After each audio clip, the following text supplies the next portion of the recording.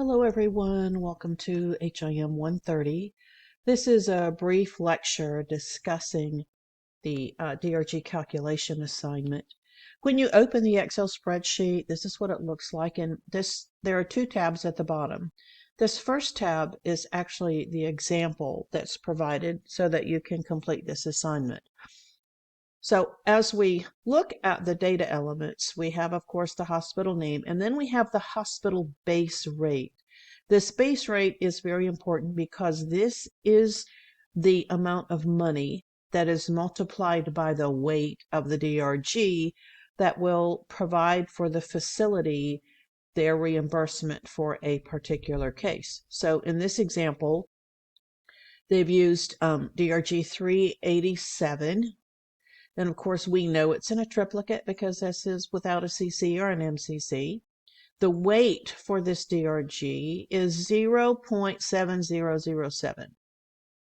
So in order to determine the hospital's reimbursement for this, we are going to have to multiply the weight by the base rate. So if we look at the MS-DRG reimbursement, if I click on this cell, they have used the formula. They have in this cell built the formula of E10, so E10, 6,200, and they are multiplying it by B12, which is the relative rate. They built the formula, it popped in. Now the next thing that we have to do is determine the cost of the encounter. So the cost of the encounter is basically based on the cost to charge ratio.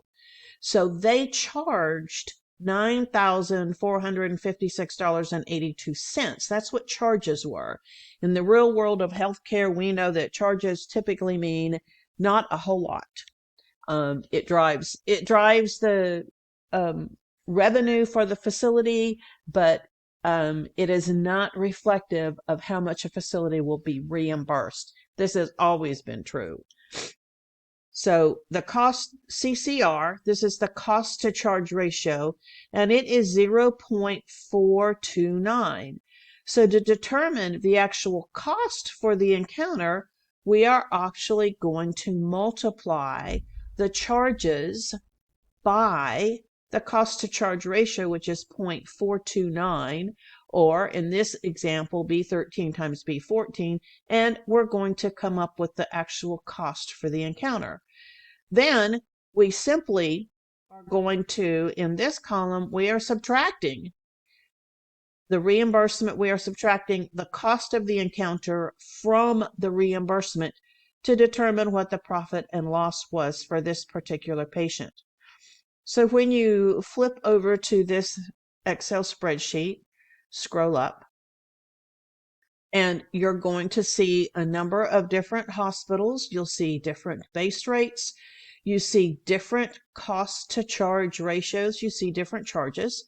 The DRG is consistent. It's DRG 190 or 192.